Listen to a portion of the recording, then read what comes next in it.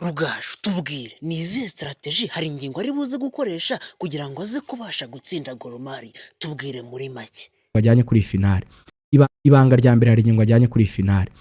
Rayon Sport nkuko byanayiranze muri no Sekafa ngo arashaka ko idatangira yinjizwa.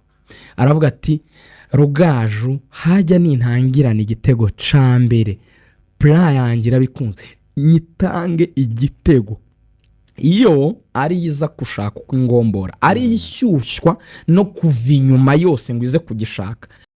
none se Rugaju Rayon niramuka ishyushye ikava inyuma yose je gushaka igitego, Gor Mahia ntabwo ishobora guhita ibashyuhana ikabasubirana inyuma ikaba yakibatanga. Niyishora rero n'ukuntu tuzi kudefana twabonye ko rimaze kwinjizwa kimwe nubwo na Gor ikomeye nayo imaze kwinjizwa bibiri gusa kugera finale. Ati nishora rero igasohoka inyuma nayibanje igitego igashaka kuza yose uko yakabaye.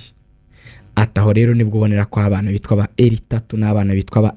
None se Fuad kore yiheruka kuri finale ya Sekafa nyuma y'imyaka 28, tubwire urabona kuri yo wa gatanu bigiye kugenda gute, tubwire muri make urabona biri bugende bite.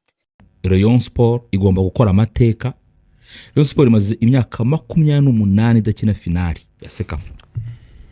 Regani uyu munsi Rayon Sport muri iri joro nibwo iri buze kuza kubwira abantu ngo mureke tubereke uburehe bwacu. Rugaju ngaho ogeze igitego cya Rayon twumva ukuntu kiza kuba kimeze.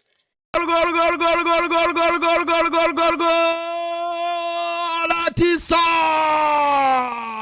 Kaja Fuad ngaho nawe da ogeza nawe igitego cya Rayon mu buryo bwawe twumve nawe ukuntu kiraba kimeze. umupira wakira neza attention dore children za Gor Mahia ngo ziramagara umuzamariya abarayo Sekafa Kagame Cup.